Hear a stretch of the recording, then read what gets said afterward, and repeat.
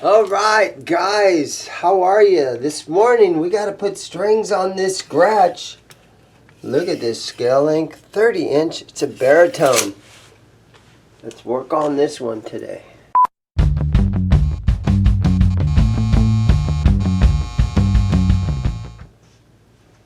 All right, so a Gretsch and a baritone. I don't see these very often. And it's got a real neat sparkle about it. And I'm pretty sure that you string this from your low string is a B string. And then your high string is your also a B string. So you tune it from B to B. And so let me just kind of clean these frets up a little bit. Doesn't look like there's any wear on this guitar. And it does have the Bigsby. So this might be a little challenging for me. Just because this one's kind of new to me. So here we go. Let's do a little bit of, you guys know, the F1 oil on the neck. To clean this and make it look nice. I don't think there's any dirt or anything on this fretboard. It's just kind of to hydrate the board with this F1 oil. Okay, there we go. And just keep scrubbing for a minute.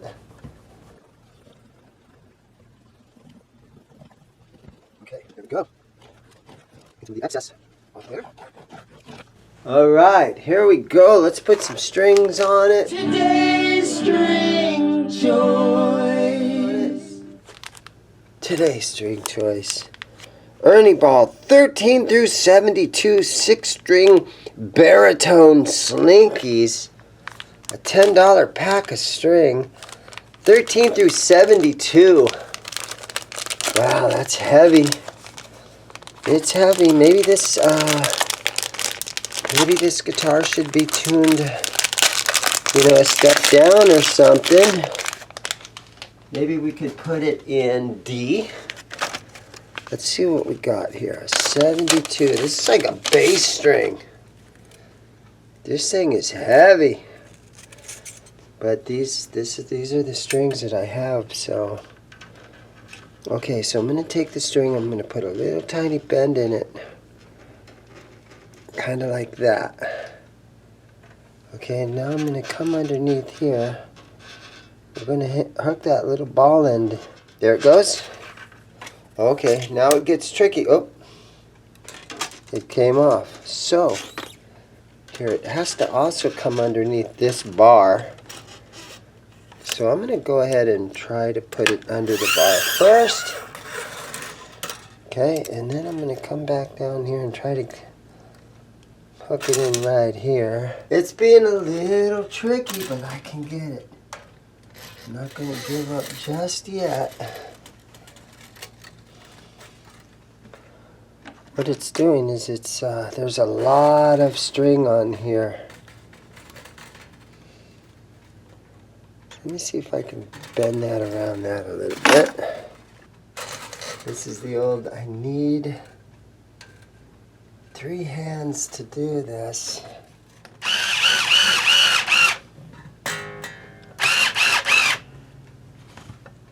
Okay, there's one string.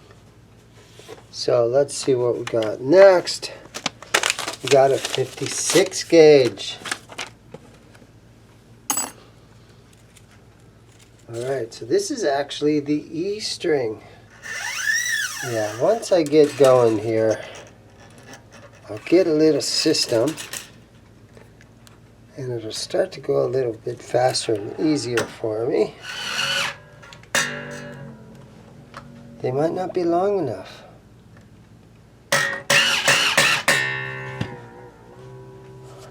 This will be the one that lets me know right now if these strings are going to be long enough.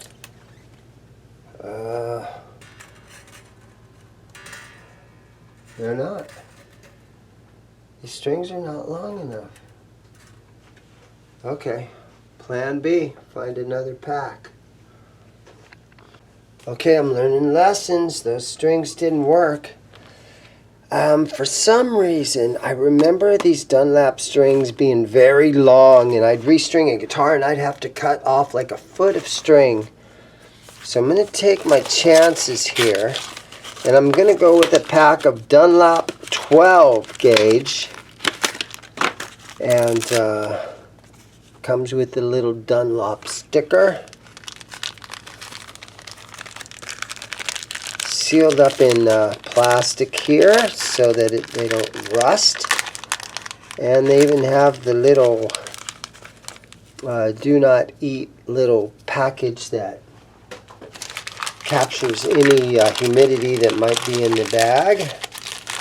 So if these don't work, here's what I'm going to do. 12, 16. Okay, so we got our low string, got our A string, this one. Let's see. And if these are too short, I can use these on another guitar down the road. But let's see, it's going to take that. These aren't long enough either. Damn, I don't know what I have. I'll put this as part of a Restring Saturday. And you guys can leave in the comments what strings I need to order for a baritone guitar. And I think the thing is because it's got this Bigsby on it and not just a tailpiece, you need an extra 1, 2, you need probably an extra at least 3 inches of string because of the Bigsby. So, okay, part of a Restring Saturday, guys leave in the comments, what string do I need to buy for this Gretsch? Okay, let's go on to the next guitar. Okay, so part of Restring Saturday, we have ourselves an Epiphone Les Paul, and this is the Les Paul Ultra. Now, my customer brought this in, and he was complaining that the neck pickup was not working. So here's what I did to this. So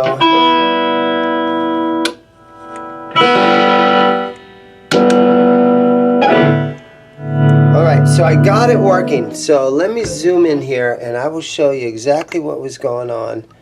And so sometimes things are a little easier than you know, you're playing with your guitar and you always expect the worst, right? Even when your car breaks down, sometimes you're like, oh, damn, you expect the worst. But what was going on here with this guitar is the neck pickup tone control was all squeezed all the way around this way. And so the potentiometer was rubbing against this black conductive shielding paint, and it was kind of grounding it out.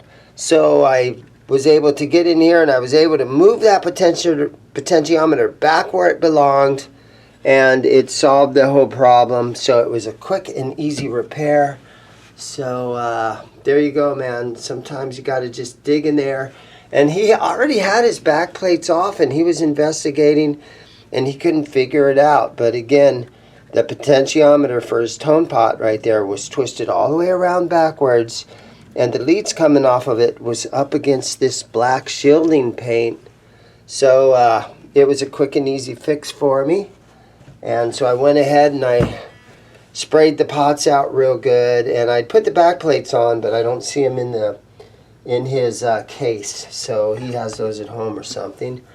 But yeah, sometimes it's the easiest thing to fix, and guys always sort of jump the gun and they're like, oh man, my pickups are broken or something. But there it is. Easy fix. Let's move on. Okay guys, welcome back. Guitar Saturday setup show. Now this is just the gold label Squire Infinity series, but my customer has heavily modified this thing, so you can just see it's a crafted in China Fender, but he's put the locking tuners on there, which is a really nice improvement. And as far as the bridge, he put one of those Floyd Rose, brand new Floyd Rose bridges on this thing. And he's also put a pair of, it looks like DiMarzio's, possibly the Super Distortion. So yeah, a highly modified Squire. And he wants a new set of strings on it. So let's get started. And first thing we have to do is pull these old strings off. And now there's lots of tuners, so I just got to loosen these just a little. So back here on the back of the guitar then, we just loosen these. And the strings pop right out. Make string change outs quick and easy. You can see those babies are just popping out like crazy. They just so. Okay. There we go. Okay, so there you go. It's just that easy. So yeah, he's done a lot of modifications. I'm surprised he didn't do the string trees. That's probably next for him. I'm just going to go ahead and cut these babies right off. Get them out of here. And then I might have to take this back plate off. Yeah, it looks like I'm going to have to take the back plate off. So let me flip the guitar over on its belly. I'll go ahead and take these off.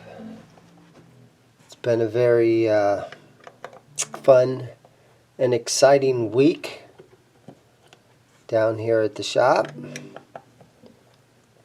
And if you guys saw my Badlands guitar video from, I guess it was last weekend now. That was a lot of fun. And Phil McKnight came in, he showed me his prototype. And now apparently Philip McKnight and his good buddy the Tone King have started their own guitar brand. It's called Badlands Guitar Company. And I highly recommend that you guys go back and watch my video from last week about the Badlands guitars. Brand new company. Nice looking, real nice shiny chrome block. So this is a Floyd Rose. And this, honestly, this bridge probably cost about as much as this guitar, right? This is maybe a $150 guitar. I'm not sure what the price of these bridges are, but that is a really nice Floyd Rose bridge. And he put some nice humbuckers in here, and they're mounted in there nice and tight, but he doesn't have any screws in here going into the, into the pick guard. So kind of a cool way of mounting the pickups in there. So this guy has done really, really good with his modifications on this. I mean, he's a young guy. I'm proud of him. This thing, he's done a great job on this thing so far. The fret ends still look good, so he just asked me to throw a new set of strings on there. So it should be nice and an easy work for me to do.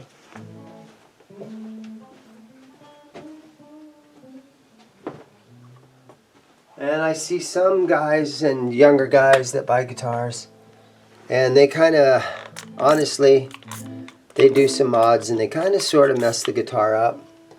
But this guy, like I said, I'm kind of proud of this guy.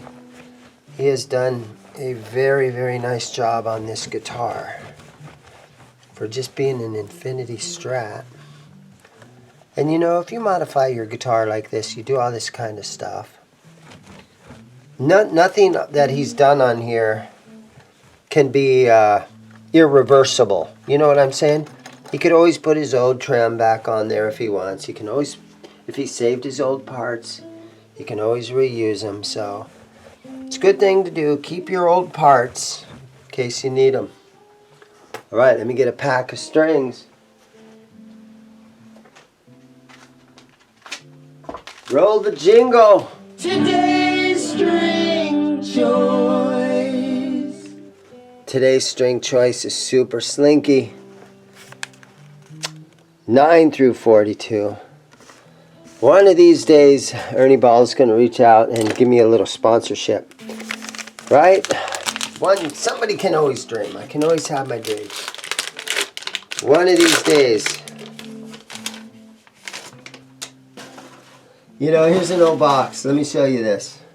So here's an old box that I get my Ernie Ball strings in. And these are all the guys listed on here that are sponsored Ernie Ball users. Paul McCartney's on there. Eric Clapton, Jimmy Page, Jeff Beck, Buddy Guy, Angus. The list goes on and on. Some 41. The Eagles. Oh no. The Eagles of Death Metal. I remember those guys. The Descendants. And even somewhere on here you got Jared Dines, Newfound Glory, Bullet for My Valentine.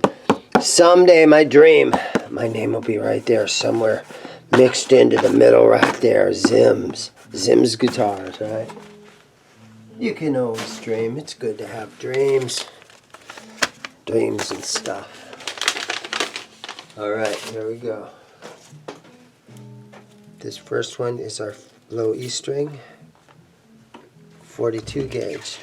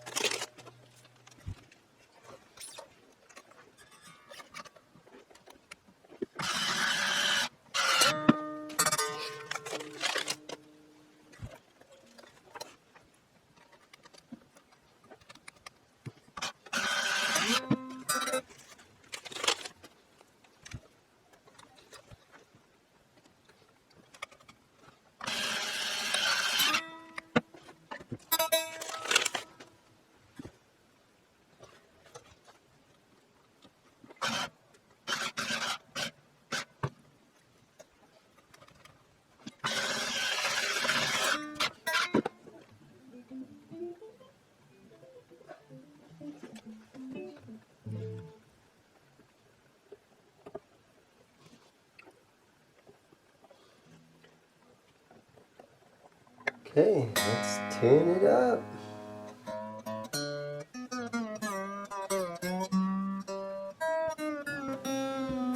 Oh, I had that bass string really, really sharp.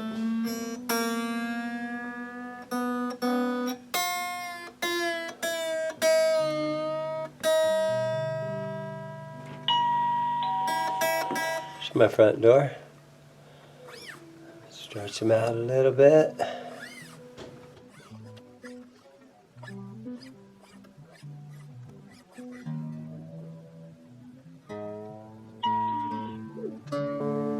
Customers rolling in. Alright guys, so look at this. It magically got strings on it.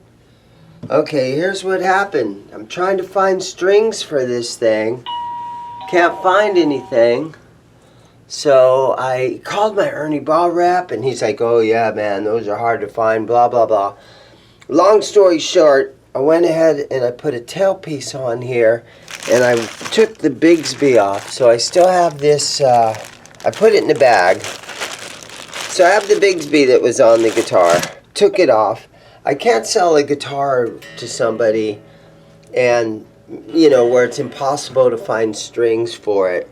You guys can still let me know in the comments where you can get strings for a big giant Gretsch 30-inch scale length that had a Bigsby on it. You can see I filled the holes with a toothpick. I put a little dab of black Sharpie on there, but I tuned it from B to B. And so anyhow, it's back. It's something an average set of strings, a regular set of baritone strings will fit on here now. So it's back. So now at least I can put it out in the front room and try to sell it. So there you go.